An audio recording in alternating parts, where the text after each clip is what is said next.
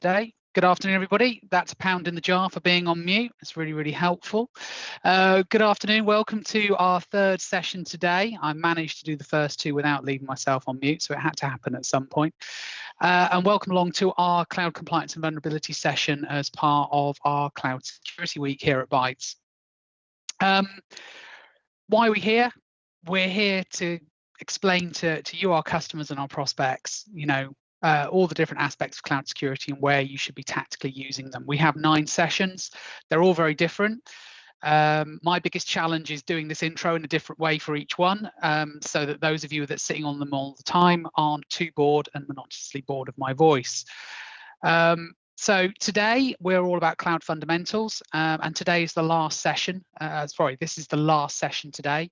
Tomorrow focusing on public cloud areas, and then day 3 on cloud applications. A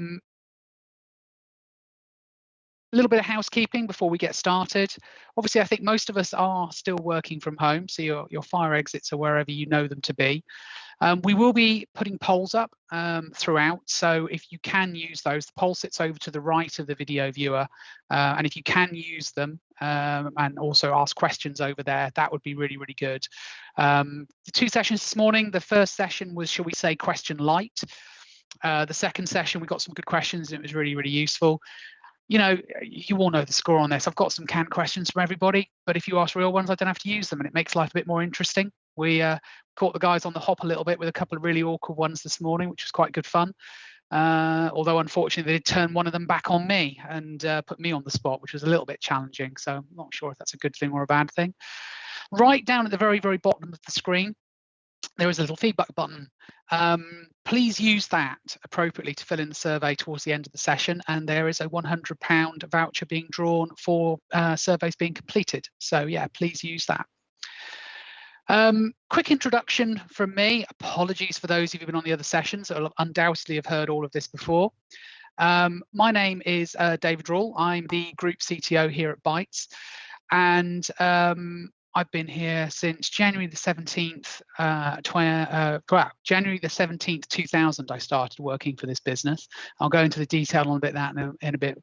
Go into the detail on that in a little bit later. We have 3 speakers joining me today. We have Ali from Microsoft, who you may have already seen this morning. We have Dr. Will Priestley from Varonis and Darren Harmer from Tenable.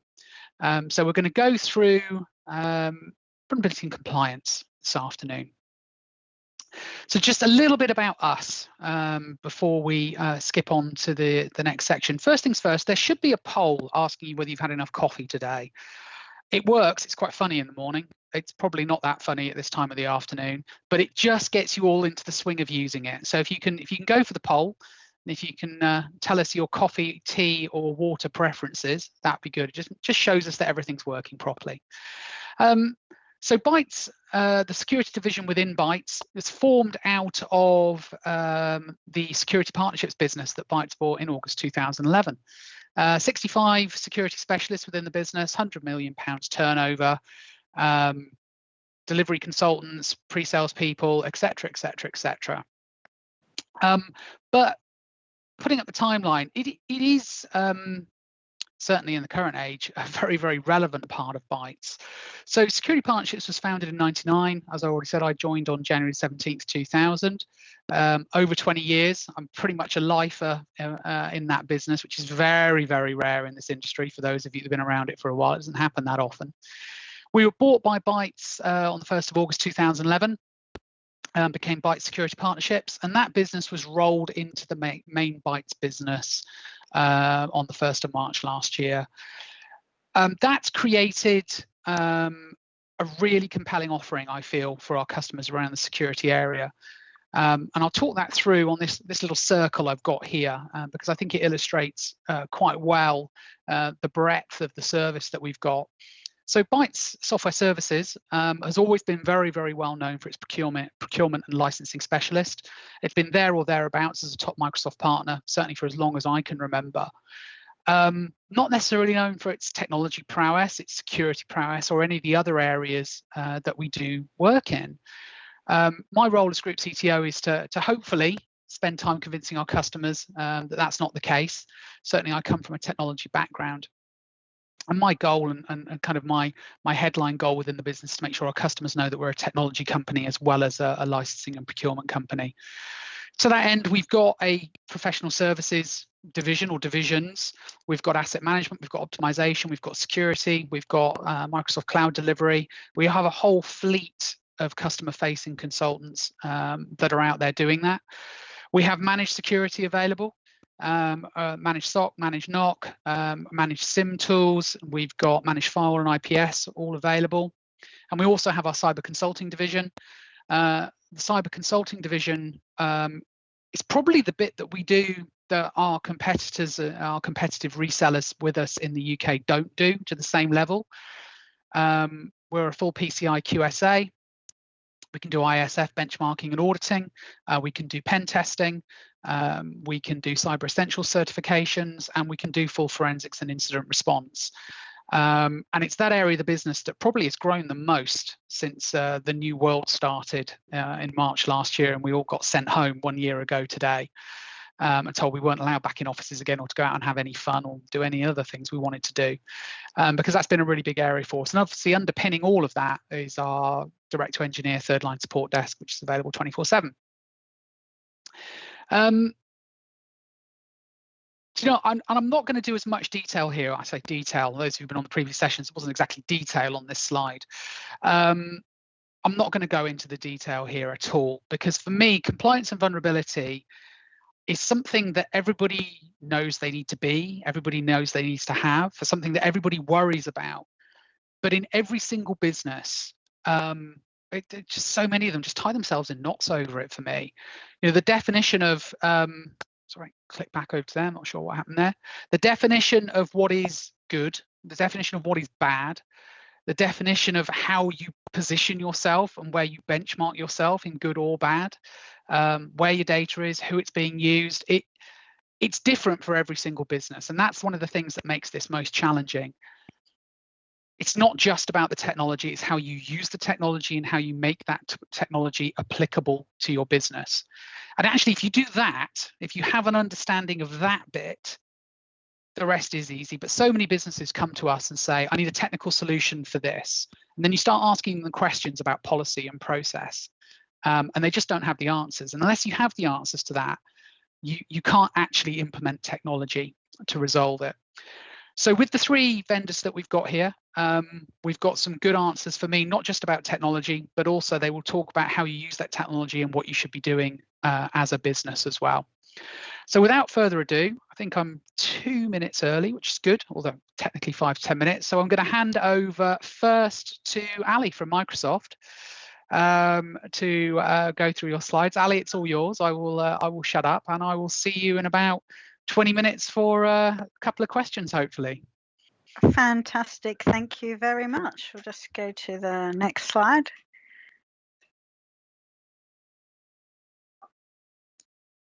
Oh, a few extra ones in the middle. Yeah, it's me forgetting to click again. Sorry. There we go. I get told off by the marketing department for that a lot on these sessions. There you go. It's all yours. No problem. We'll skip straight to the first slide. Thanks very much. That's not working either. There we go. So when we think about data, protecting data is quite challenging. So if we think, I think the number one, it's gone through again. I think we were all both clicking it too much. No.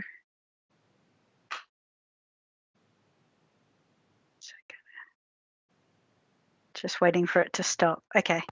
So protecting data is challenging. And I think that the number one kind of from a Forrester perspective is that protecting and governing sensitive data is the biggest concern when complying with regulations.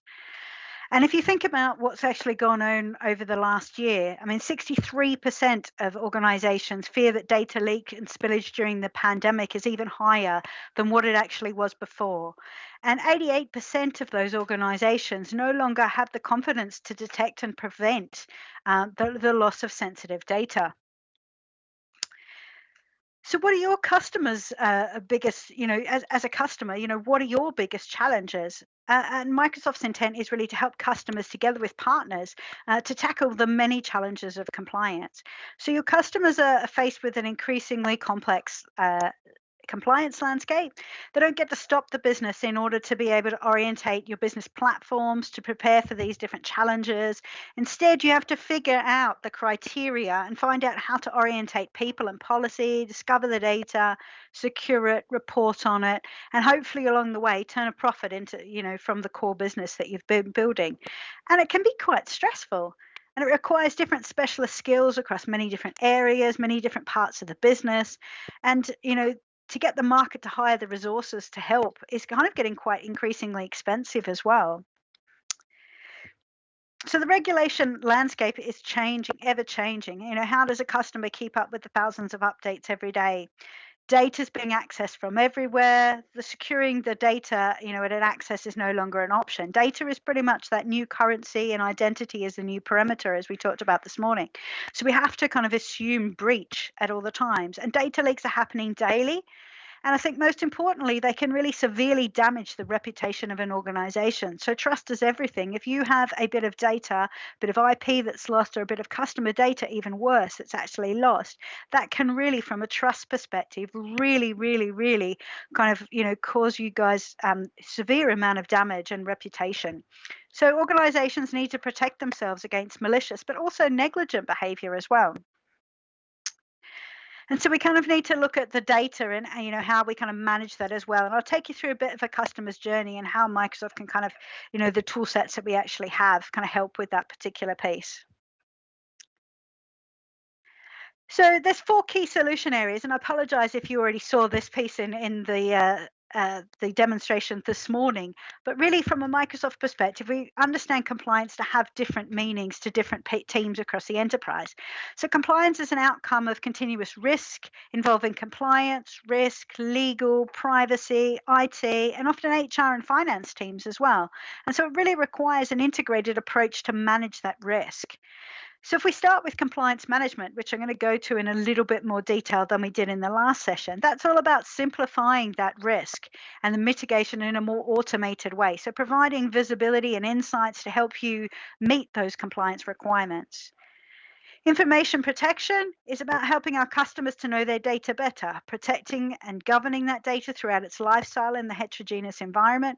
And this is often the key starting point for many of our customers inside their modern compliance journey, knowing what sensitive data they have and putting in end user-friendly policies for each one of those. And then inside a risk, we talked about this a little bit this morning, and this is really, when that data is used by a lot of different people, looking at the user's behaviors. So does a person's behavior change when they're going to leave the business, or when they're going to go to a different role, or when they're going to do something else? What about if a user, is involved with, as a harassment case, or the person was put on furlough, or a person had a difficult HR conversation with a manager, with any of those different types of things? Does those users' behavior change? Looking at things along the lines of insider trading and all of those other different types of things.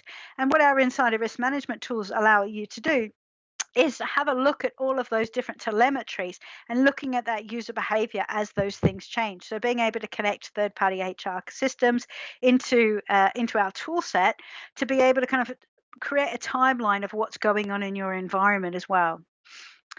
And then the last but not least is our discover and respond. So let's just say that something has actually happened, the IP has been taken.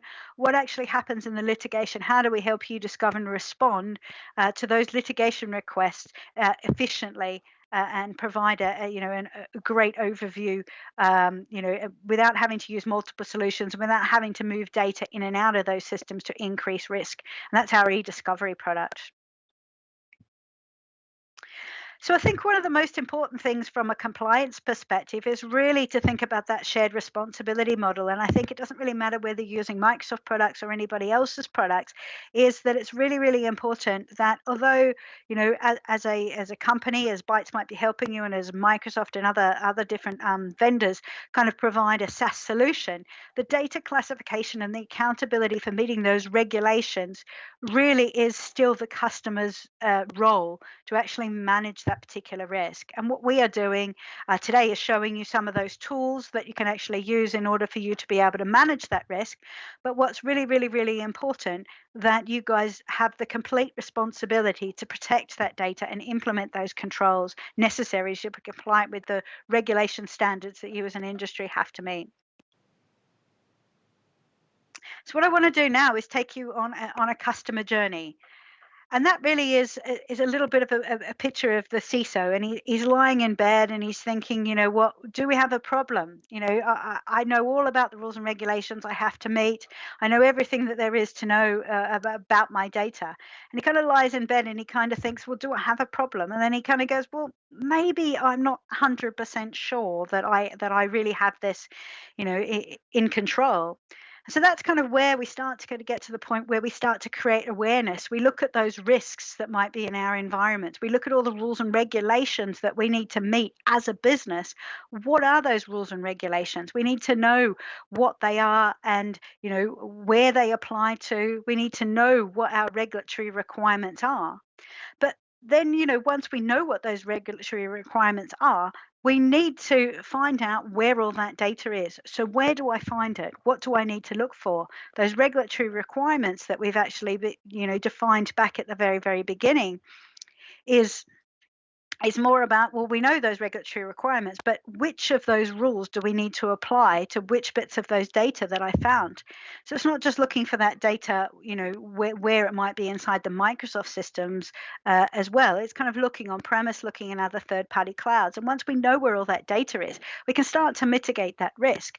We can look at whether or not we need to delete it, retain it, what rules and regulations, how long should we keep that for, what happens when that period expires as well.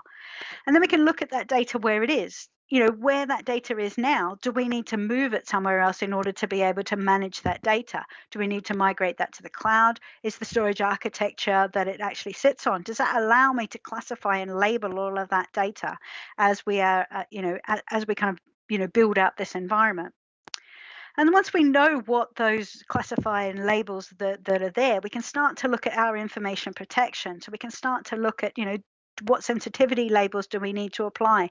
How long do we need to keep that data for? Starting to put all of those policies in place, using those information protection, Teams DLP, putting all those DLP rules, where the data might be moving to cloud, where is it on endpoint, putting all those protection pieces that are in place in order to meet those rules and regulations. And once we've done that, we can start to then look at that insider risk management. So joining up all of those labels and things that we've actually got, we can start to have a look at what's going on in our environment. Has a person started to download all of that data from SharePoint? Have we picked that up that they're trying to move the data?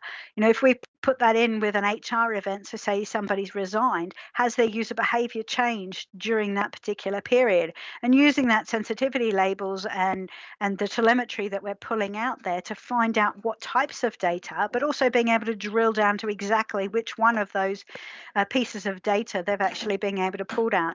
And then we can automate it as well. So we can start to look at the automation piece of it, and we can start to see, well, hang on a second, should that, really, should we be saying to the customer, well, go back and read our standards of business conduct, kind of, getting the people within your environment to go back and reread those things, but automatically putting that in place when you see that initial threat, and then only kind of delving in and kind of getting HR and finance and other people involved when that particular occurs. So if by chance, as we mentioned before, that data does actually manage to get out, then you might need to respond to that litigation request, and that would be under the discover and respond, so that e-discovery piece. And that's kind of where we're able to, at that particular point, that we can start to get in control and we can be secure and compliant. So at that particular point, are we ready? Sorry, I just pressed the wrong button because I forgot that I was using the yes. Are we ready? And then actually, we're not really ready because there's lots of other things that we need to think about. And if you think about the fact that we've got 200 plus updates a day from 750 plus regulatory bodies, how can you, as a business, be able to keep up with that on a regular basis. You need some tools and around that, because it's impossible as a human to be able to kind of keep all of those up to date and make sure that each one of your data is actually, keeping those regulations and those rules and regulations as the way that they should be. So then we think about new devices that are being brought into the environment. What about new applications? What about new different data types? And kind of how do we kind of get to that particular point where we can stay compliant and stay in control? And that's where we talk about our compliance management tool, which I'm going to show you a little bit more about in a minute. So we actually have a poll going on about in the background, and that poll is really do you know where your data is? So it'd be really good if you could kind of start to respond to that based on that journey that we've just talked about in the background. I'd really like to know, and we can have a conversation at the end, is do you know where your data is? Do you feel confident that you know where everything is? So bringing it back to those 4 different pillars that we actually had, what you'll see in this slide is that a lot of the tools that we actually have in each kind of start to kind of come across the stack. So we can't, if we haven't put those auto classifications and those retention rules, and we haven't kind of created all the labels and the classifiers and put those basic regulatory requirements in, then we need all of those from a minimum perspective in order to be able to be able to pull out those threats and alerts that we're actually seeing in the insider risk management. And again, some of those tools start to kind of flow over into that discover and respond piece as well.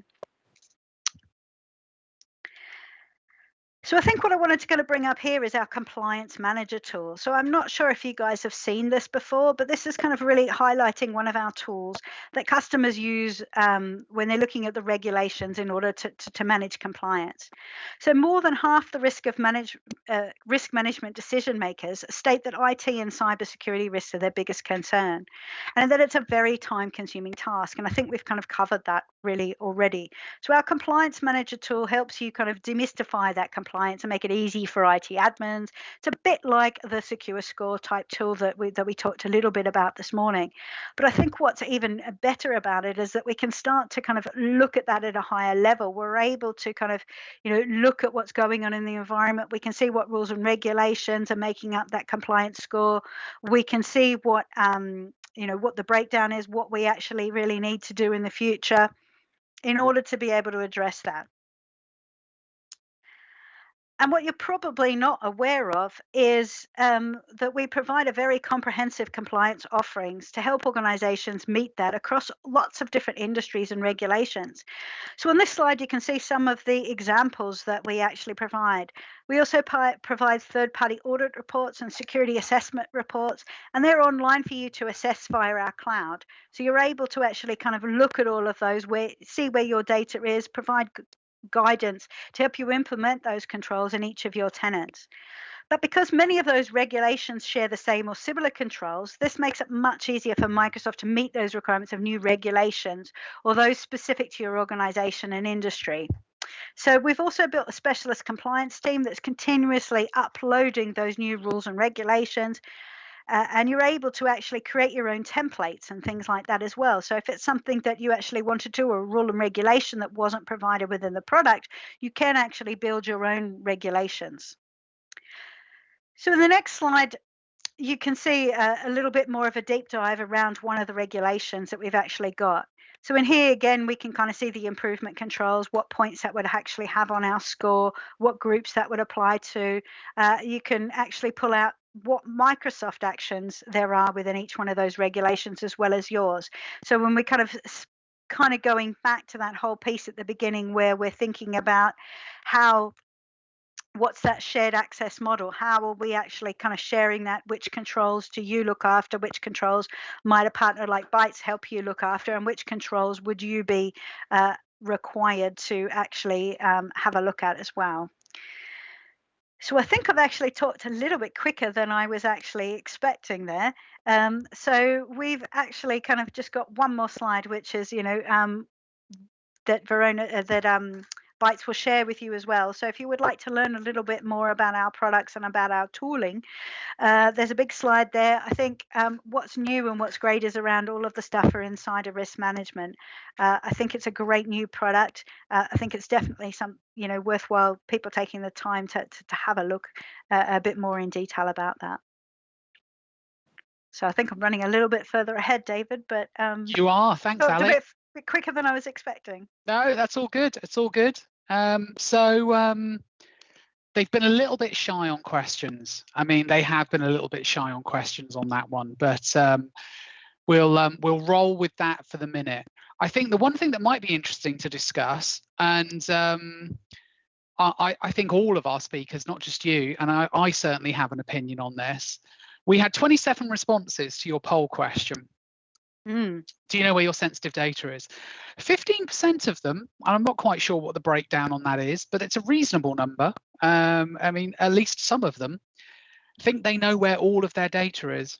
Oh, that's quite interesting. So I'd kind of, I guess, throw that out as well. So I mean, I guess from a company perspective, they might know where all of their data is, but do they know where all their personal data is as well? It's not just about your about the business, is it, as well? So, you know, taking some of that, you know, information, thinking about that from your own requirement, not about regulations, but do you all know where all your personal data is? Something else to think about. But I guess from their perspective, as they might know where their data is for their particular role, but does a whole business know? Do all of those CISOs know, you know, everything? And do you think anybody could, I mean, do you think, I mean, what are your thoughts around that, David? I suspect that most businesses don't know where all their data is, if I'm being honest. We've got 14% said definitely not. They don't know where their data is, which is, you know, that doesn't surprise me.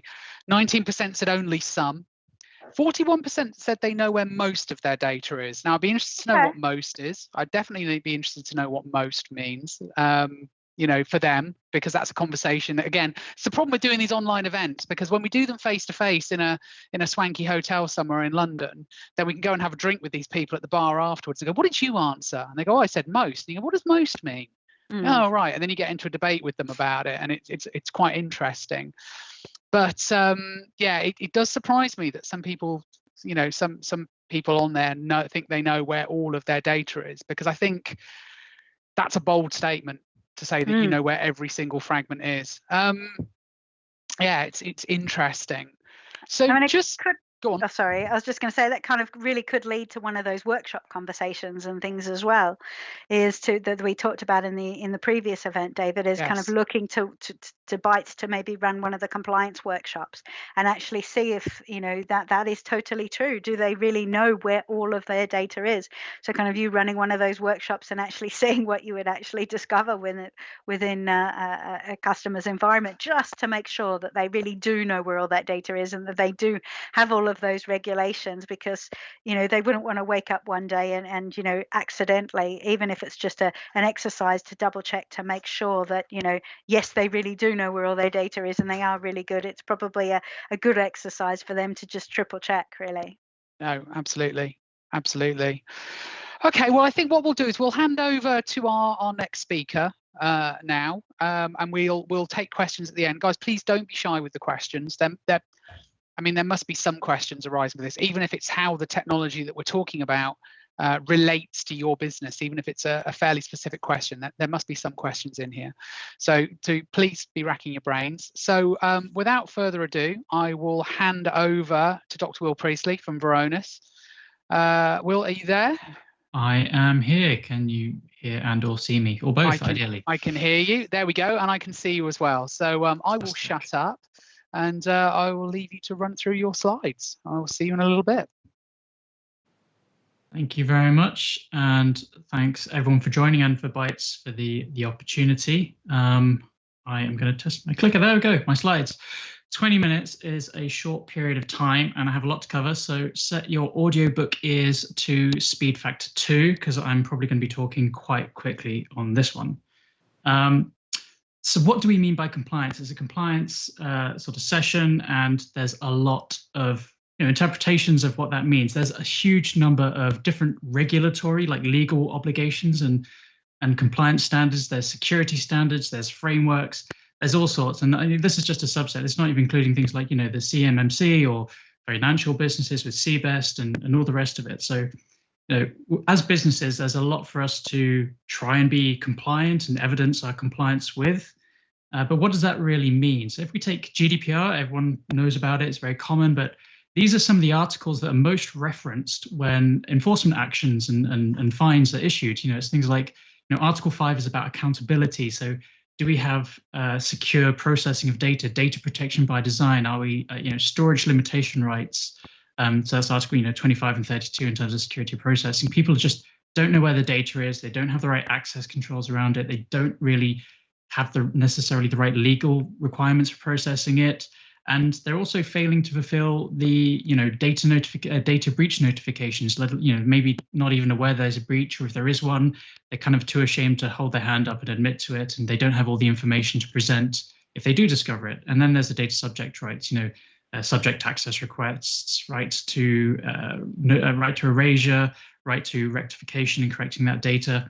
And this isn't just me saying it. This is, these are the fines. If you go to enforcementtracker.com, these are the issues. It says, insufficient technical and organizational measures to ensure information security, non-compliance with general data processing activities, not fulfilling data subject rights.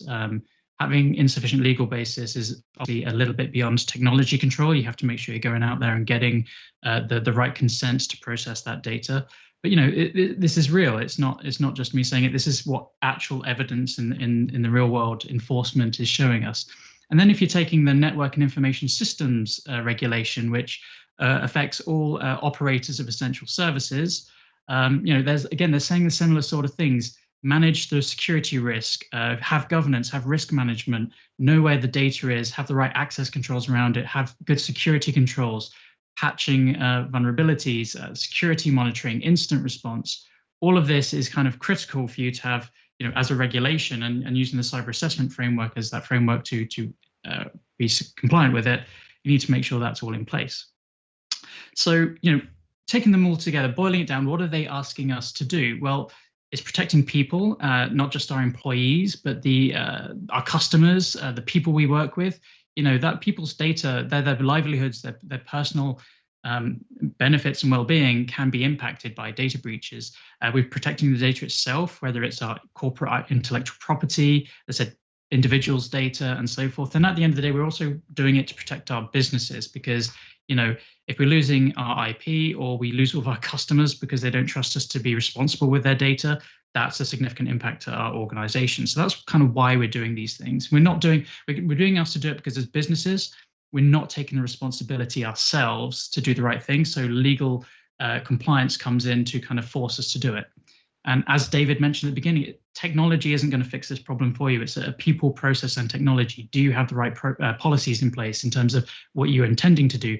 Do you have the right processes in place, both human and technology working together to make this happen? And do you have the right technology to either enforce your policies or provide the evidence, the assurance that those policies are working correctly? And if you really boil it down, what are they asking us to do with data and our organization's infrastructure? Is putting in preventative controls, locking down our systems, making sure that no inappropriate access is granted. Detective controls, so detecting when malicious activity is occurring, and having good data governance. Who in the business is accountable for this, and setting those policies.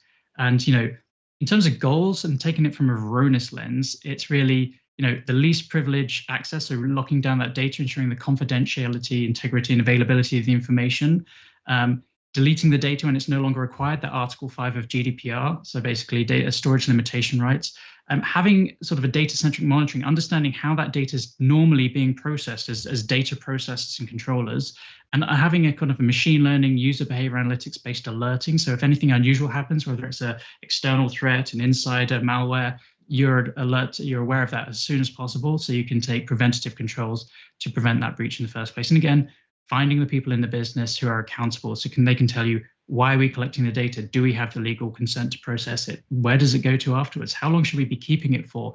Who's authorized to have access? And who can, all of these sorts of questions is really the business's responsibility, not IT. So that's why we're doing it. I kind of want to quickly go through, how does Varonis work as a platform for those of you that aren't familiar with it. So we monitor cloud and unstructured data and the critical infrastructure that helps connect that data. So, whether it's in Office 365, on-premise Windows file servers, whether, how the infrastructure like VPN and web traffic and DNS and all of that. And everything we do is kind of collecting metadata and correlating it. We're a metadata correlation engine. And that starts with the content classification. Where is the sensitive data? What kind of information is it? What flavor of compliant type information or corporate IP it might be? Resolving the users and how those users in your business have access to that data through the access controls. And correlating those three pieces of metadata, we're addressing sort of data protection. And then the access activity, how is it being processed? So understanding the data processing activities to answer compliance questions. And then broadening that out into UBN alerting for that threat detection response. When is that data potentially being breached or encrypted? And then again, from threat detection response, taking the Active Directory telemetries, misconfigurations in AD that could be exploited by hackers, and again, how people are getting in and out in your environment through the perimeter. So we're correlating all of that to provide actionable insights and automated responses to your environment, whether it's hybrid or so forth. But we're not just a technology vendor. We work in partnership with our customers very closely and with our partners like Bytes Security to make sure the customer is getting value from the platform. And we have a well tried and tested operational journey to take you from whatever level of governance and security maturity you have today to a much more secure and sustained state in the future. And that's what we work in partnership with our customers to achieve, to make sure that they're getting the value.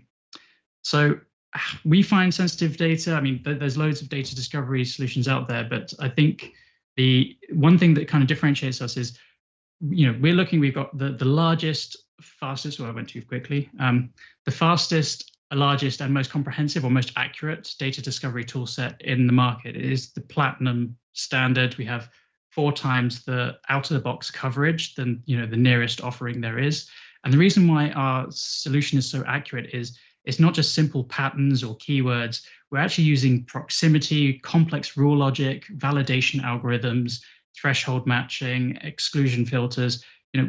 Accuracy is important to us because if you can trust the results, you can trust the decisions and the automation you take off the back of it, whether it's DLP, whether it's encryption, whether it's disposition of data. If you can't trust the results of your classification, you can't trust the rest of the process. So Varonis is very much puts a lot of effort onto that. And again, this works in your hybrid environment, so you can make sure that you've got consistent discovery controls throughout. Now, as we mentioned, data protection and security and access controls is a core part of a lot of our compliance, and understanding who has access to data natively, whether it's in the cloud or whether it's in on-premise, is quite challenging. And just Teams is the fastest growing application for collaboration out there, and it's just so user friendly. But under the hood, there's quite a lot of complexity. Every team site you create creates a new SharePoint Online site, creates new SharePoint Online groups, creates Azure groups, creates hidden mailboxes just to service that new team. And every team can have, these are the standard channels, but every team can have private channels. And a private channel is hidden from admins by default. It's very difficult for them to get the insights. You can have up to 30 private channels per team site. And every private channel creates a new SharePoint Online site and groups and so forth. And then every time you're collaborating and you share a file within a Teams chat, that file doesn't get stored in the Teams. It gets stored in your personal OneDrive with a sharing link sent out to the person you're or people you're chatting with. So we actually end up finding a lot of compliant data being stored in people's OneDrives when they expected it to be in corporate team sites.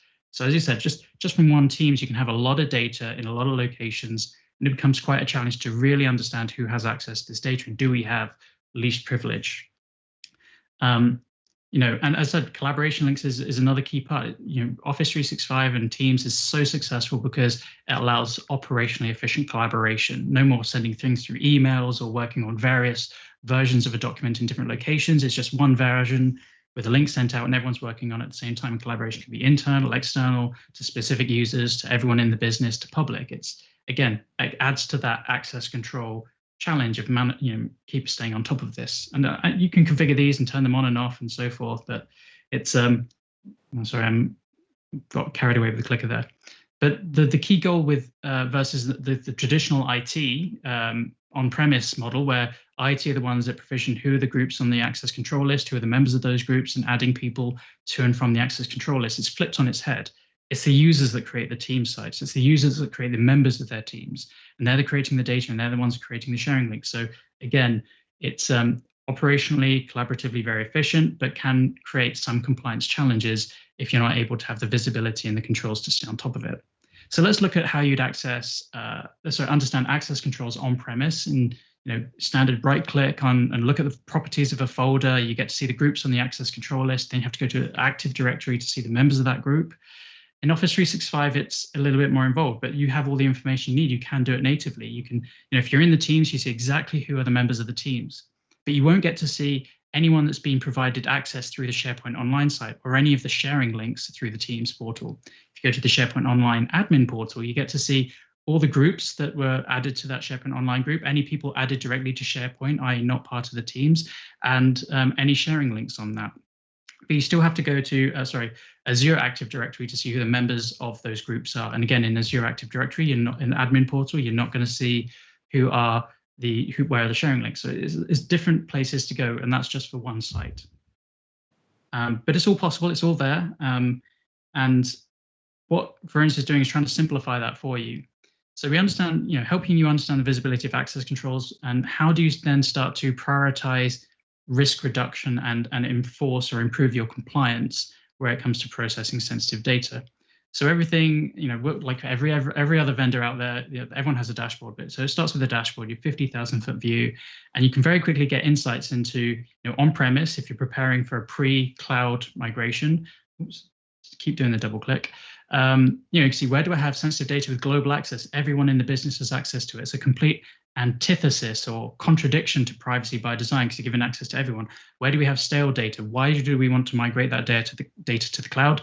Let's simplify our migration, clean that up, and then have a smaller scope of data to make our migration quicker and simpler.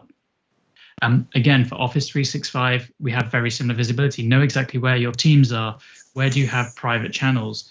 Where is the sensitive data on different teams? Where do you have sharing links that are sharing that data out, whether it's within the organization to specific users or anyone access over the internet? And again, from any of these dashboards, you just one click and you can drill down into the details and start to do some real clever analytics and answer a lot of, I'd say, fundamental or seemingly simple questions, but they're really difficult to answer. So, we can tell you exactly where your most sensitive files are, what flavor of sensitive data is inside of it, and the concentrations of it. You may have two files that are flagged as PCI or GDPR UK or GDPR France, but one file has 100 hits and the other file has 1. The risk of 100 files being shared externally is higher than the single file with 1 hit. And from here, it's very quick and easy to sort of do some insights and some analytics. You can very quickly see, where is that sensitive data? Is most of it on premise still? Is it in Office? Is it in SharePoint Online? Is it in OneDrive? So again, which platform has the most prioritized risk, or which file servers or cloud servers? Does this information have open access? Do we need to prioritize and remediate the access controls on that to put in our privacy by design? Where do we have stale data, and where's that located? So we can actually get rid of that information in a prioritized manner, descope it from the regulation. And wherever you're finding these assets, it's very quick and easy to answer other questions around the audit activity. With a single click, you can pivot to the event information with a lot of key capabilities. So again, where is my most sensitive or most actively processed information? Where do I have sensitive files where someone's created a sharing link, where people are using it, uploading data or downloading data? All of this is very quick and easy to see. And again, the facets and the insights allow you to do slice and dice this information very easily in various ways. How many sharing links are being created? Who's actually downloading that information, and see what kind of processing activities are going on with that information in Office 365. Which countries? It's a bit fuzzy in Teams. Which countries actually are doing most of the data processing activity? It's a cloud-hosted platform. It could be a large global organization, or sharing links to other countries.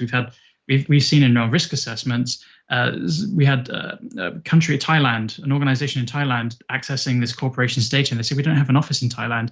It turns out that they actually had a partner that they worked with out in that region, serving that market, and that someone had collaborated data, but they didn't even realize this was happening without Varonis giving them that visibility. Which departments are processing the most GDPR data or regulatory information. So you've got the right controls and the right people enabled in those parts of the business to build in that accountability and prioritize where you do rollout of accountability. which users in those departments are doing, and which are the power users creating and modifying and processing this information, making sure that they've been properly enabled, that user awareness piece that all the compliance regulations require as well. And again, is it actually all in SharePoint Online and in Teams like we want it to be, or is most of that information in OneDrive? As I said, almost every risk assessment, businesses are surprised how much regulatory information is stored within people's OneDrives, whether they've been sharing it through chats or they're just creating the information in OneDrive before they put it into a Teams site. You'd be very surprised how often people use their OneDrive, which is a similar of their on-premise home drive, as like a data processing area. And again, see which are the folders and locations with the most active processing of information. So again, you can take it any way you wish. Very clear insights to answer very innocuous questions that are very difficult to answer, but very easy with Varonis. And lastly, everyone assumes it's files that are being shared, but we're often finding that it's entire folders of files and sometimes even entire sites that have sharing links out to other parts of the business or even people outside of the business. Mentioned that we can find all the files. I think this is a good point where we can actually say that we can label the files with Microsoft Information Protection as well. So we have an integration with that technology, and you can, any file you discover with Varonis and have that holistic hybrid view on premise and in the cloud, we can label it, map it to your Microsoft Information Protection policy, so you can implement labeling, digital rights management, encryption, and whatever other controls you want. And this is really good to do pre-migration as well. Why not discover and label all your files on premise, get rid of the stale stuff, migrate it to the cloud, and you know that you already have these consistent controls in place when it's in its new location.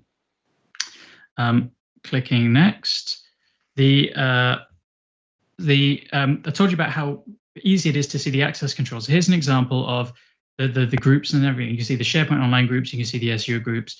But here's a user that's been added to the SharePoint Online group, but you won't have visibility of that member from Teams or even from Azure Active Directory. And we're often seeing that these people are falling through the net when people look at who has access to data.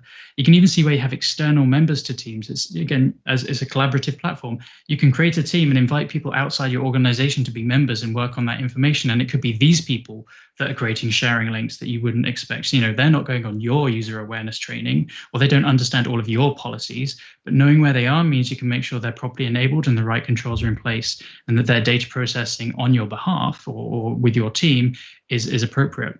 And again, where are the sharing links? Who is it being shared to? What kind of controls do those sharing links provide? All of this is very visible within Varonis and reportable. But it's not just reporting on it, it's around actually taking action and locking that down. And we can lock down the global access and the stale data and get rid of stale data through automated controls and sustain that going forward. And all of this is without impacting the business. You can do the modeling, you can change the access controls, see what impact you would have, make sure that no one with that needs critical access is impacted, and then commit that to your production environment so that you've got a secure privacy by design control around that data, and the business operations continue as you expect. And then you want to sustain that with the data owners. Again, the business is accountable for the data, it's not IT. So we can help you through statistics to identify who are the people processing it, asking these individuals, and they will point to the likely data owners, and then we can enable them and empower them to understand questions like who should have access, why are we collecting, where's the processing, how long should we keep it for, which is when you can create the stale data policies and say, look, this is all the data that hasn't been accessed, it's GDPR regulated, you've told me you want to keep it for this amount of time, let's put in the automation to get rid and dispose of it as well. So that's the preventative controls, knowing where the sensitive data is. I think the next thing is we want to understand, threat detection response. And here's just the alert dashboard. I've got two examples to go with you. A backup server's account that's accessing data, and people sharing GDPR data publicly with that anyone or anonymous guest link. Yeah, this is the full kill chain of a server's account. It's logged onto a personal laptop for the first time. It's accessed GDPR data. It's accessed the internet for the first time, and it's uploaded it to an email website like Gmail, for example.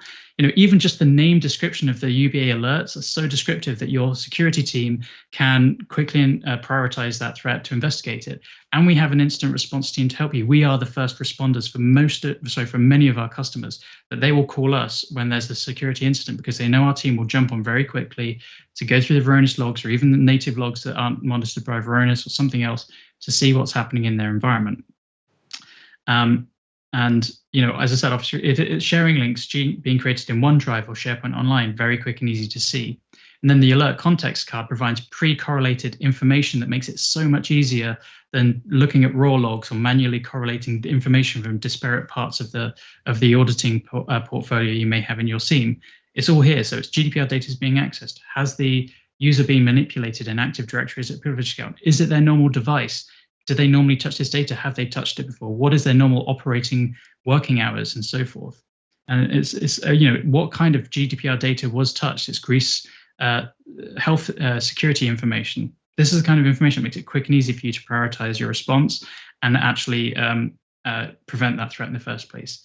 And lastly, in my last 2 minutes, is we have a simple web form based search. We can index that data. So type in your data subjects information, and then that search means you can filter on the left. You can see snippets on why it matched, select the files that are in scope for the DSAR, because not every file will be appropriately in scope. And with one click, copy that to a processing area, because the hardest challenge in that 1 month of a DSAR being raised is actually finding and collating that data. So make it simple for the end user, because legal are the ones that should be doing it. It shouldn't be an IT function to go and find the data. Let legal fulfill the DSAR, grab the data with one click, and then they've got most of that 1 month to process it and provide it back to the data subject. So just a quick recap and I think there's a poll that, which doesn't make sense now even. What are the controls we want in place? You want to know where the data is, and we have the broadest, most accurate capabilities in the market to do that for you in hybrid environments too. Prioritize the access controls and the risk controls to get to least privilege access. Understand where the data is being processed and fully audit those processing activities and make sure it's secure. Delete the stale data in like Article 5 of GDPR, storage limitations. Identify the owners and enable them to take accountability for that data. Identify insider and external threats or malware before it becomes a full-blown data breach. And again, helping you fulfill DSARs. Right at the end of the day, it's really, Varonis is giving you the visibility and the ability to prioritize how to implement your preventative controls, your detective controls, and your data governance structure, that people process technology piece within your cloud environments and your hybrid on-premise environments as well. But where do most of our customers start? Well, they start with a data risk assessment. So it's a great way for us to showcase our technology and how it can help your business. And it gives you a quantified fact-based risk report on where GDPR or other regulatory information is being processed, the access control risks, the sharing risks around that information. So please get in touch with your Bytes representative, ask them about running a compliance risk assessment, and we're more than happy to engage in that exercise with you. Thank you. All right, thank you for that, Will. That was really, really good. Cheers for that.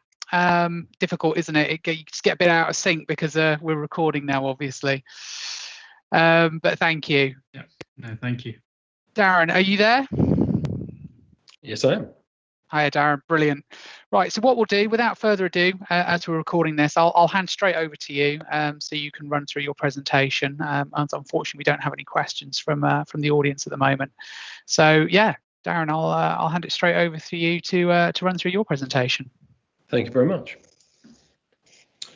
Right, hello everyone. So my name is Darren Harmer. I'm from Tenable, and we are a Bytes partner. Bytes are our partner, and I think the important thing here is we're just picking a couple of subjects that we want to talk you through, which you'll then be able to speak to your Bytes representative about. Bytes have been a partner of ours for a number of years and have fully trained staff. So if we introduce the topics, you should find that if you're interested in the type of thing we're discussing and some of the ideas we're going to give you, it's a conversation you can continue with us via Bytes or with your Bytes representative yourself.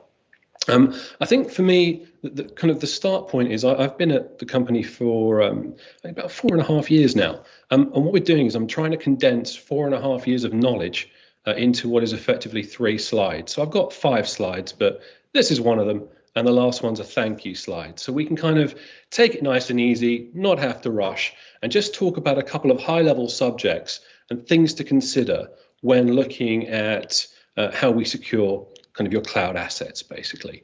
And a large number of Tenable customers have been moving to the cloud more and more over the last number of years. And we're getting all the old problems plus some new ones as well we're trying to contend with. So these are the highest level topics we want to discuss. A lot of people are familiar with Tenable, and a lot of people are familiar with Tenable because of our history with Nessus and Nessus Professional. So obviously tie the two companies together if you want. But a lot of people kind of move from Nessus Professional, which is a pen testing application, onto our platforms, which are Tenable.io in the cloud and Tenable SC on-prem if you're interested.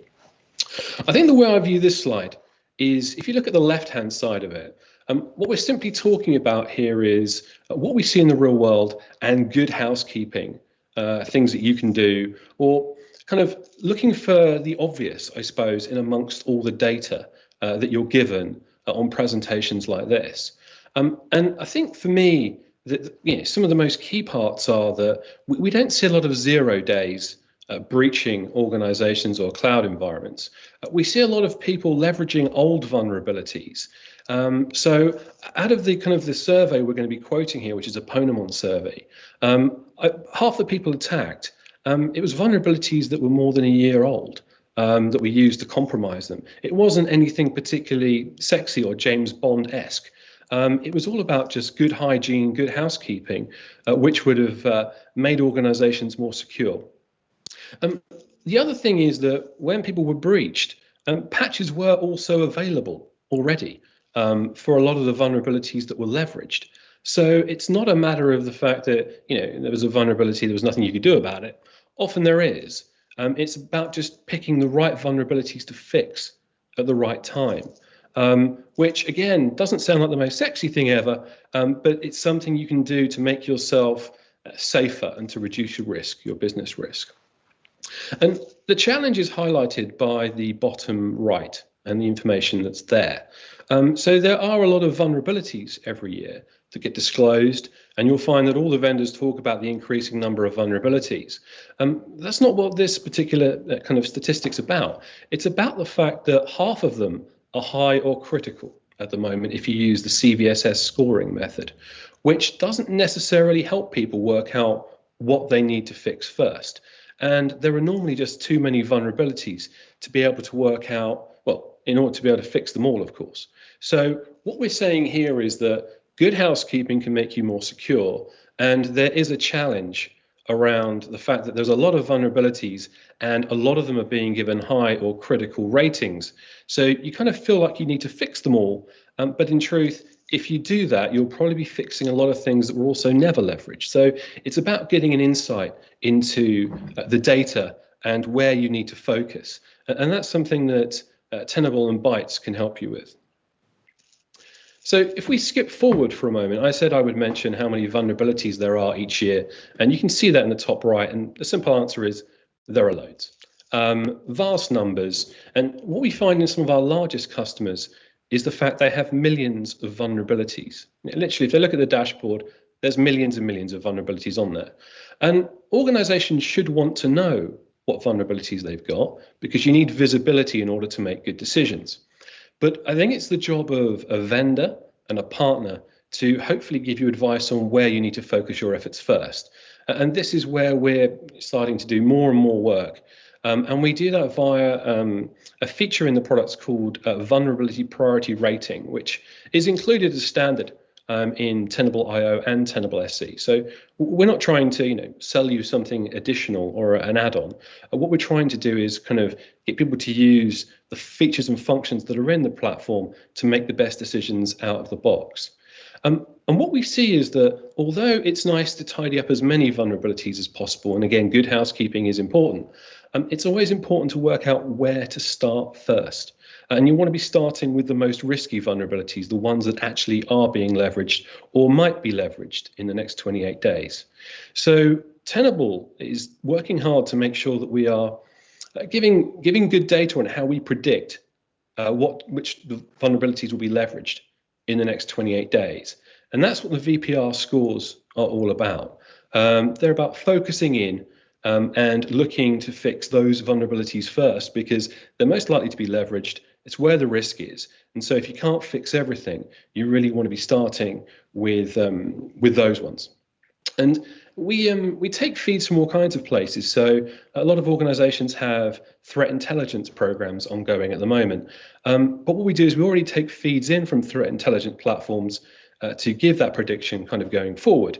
And we use our own research department as well, which has found some really interesting bits of information over the years, which then feed into which vulnerabilities are deemed most risky. And this can go from being information given on the dark web, for example, as one source, but it can also be down to things as simple as the description of a vulnerability and how long it is in the NVD database, which is something that Tenable Research found out about. And the more words people use to describe a problem normally indicates they're more worried about it as a vendor. And the more detail they've put into the NVD, into the National Vulnerability Database, normally means it's easier to find when people are searching for it. So there's some really obvious kind of metrics we can use, and some slightly less obvious metrics. But again, this is all kind of included already into the scores that you're given that allow you to prioritize kind of what you need to be focusing on and when. So that's a little bit about kind of the technical side of what we do and what we deem important. As we get into cloud environments, we find, I'll skip the poll question, I think. As we get more into cloud environments, we're discovering that customers want different ways of ascertaining what their risk is within these environments. And of course, we're talking about AWS, Azure, Google Cloud. Most organizations will have something in one or more cloud platforms. And traditionally, we could assess these platforms using the same technologies we would have done with a data center. So you could deploy agents or you could deploy scanners. And then organizations' policies would normally apply to cloud environments the same as they would any on-premise environments. And there'd be a need to actually scan and see what was happening. But what we're doing and what we've done over the last couple of years is also work more seamlessly with these cloud environments in order to detect new devices as they're spun up in these environments, so you can then choose kind of how you want to assess them for vulnerabilities. And something we've done more recently is by using some of the native technologies that are in place in these cloud environments, we can actually give you an idea of what vulnerabilities you might have and what weaknesses you might have without actually scanning anything at all, simply by looking at manifests of the software that's been deployed and the versions. Given, I think on AWS, for example, it's the SSM agent that actually keeps that manifest.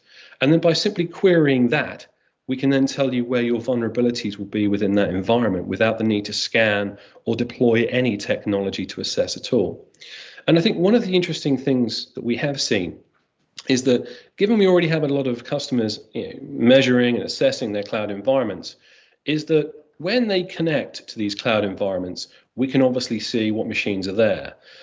We can also see how many of them have been assessed for vulnerabilities over at any point. And what we see is we see massive, great big estates effectively in the cloud that haven't been measured at all for vulnerabilities. And at the top right of the graph, you can see that often people connect Tenable to their cloud environments to see what's there. But when they finish, they're still actually not assessing a large majority of it. And this is where we think the ability to assess in a frictionless way will make everyone's life a lot easier, and obviously makes dealing in these environments, and as people move to these environments, a lot smoother as well. So this is something we're seeing more of, and again, as I've mentioned, if you're interested in learning more about it, do speak to a member of the Bytes team or Tenable via Bytes as well, of course. And that was the main kind of message we wanted to get across. As we start looking at kind of the end and kind of a wrap up for the introduction into what we do, I think it's worth highlighting kind of a few takeaways, the things we've actually mentioned today and discussed. The first is that often the risks reside with known vulnerabilities. You can get a lot of vendors talking about, 0 days, kind of the latest hacks, things that always interest a good techie. But the truth is a lot of it just sits down to good housekeeping and keeping your systems relatively clean. The other challenge is that there are too many vulnerabilities. And this can sometimes lead to people thinking that we're talking about, FUD, fear, uncertainty, and doubt. There's way too many vulnerabilities to fix. And the fact is that's true. So what you need is a way of working out which ones are the most risky and the ones you should start with. And we're the vulnerability experts. We've been doing this for 20 plus years. So it's good that you can actually call on a vendor who's got its own research department and the relative threat intelligence feeds. And it's something we'd happily go into more detail on if anyone's interested in knowing exactly how we deal with vulnerability priority ratings and some of the use cases that our customers have come up with on that. The last thing is, over the last couple of years, we've seen more and more organizations move to the cloud and try and leverage it. We saw a lot of the commercial sector go that way first, followed by banking, much quicker than we expected. And we also have some of our government customers also working in the cloud, which is slightly unexpected, but it's interesting to see as well. And we have a number of different ways of assessing this. And it doesn't always involve deploying technology to the clouds. We can leverage what's already there to get you the information you need. So that's all I was going to cover off today. But as I said, it's an introduction to what we do. If you want to take the discussion further, let us know. We'll be happy to do so. Thank you. Thank you very much, Darren, and thanks for running through that for us. All right, everybody. Thank you very much for your time today. We know that obviously you haven't been able to see the live session, and we've had to record this for you, but hopefully you found it useful anyway. Really big thank you to Darren, Ali and Will for hanging in here and getting all of this in the can for you so that you can watch this back. I hope you've all found it useful. And we will see you tomorrow, although you probably won't see this today for tomorrow, but you know what I mean. We will see you tomorrow morning for the resumption of this, where we will have ironed out our technical issues. So thank you very much, everybody. Your time's been really appreciated to spend the time watching this. Thank you.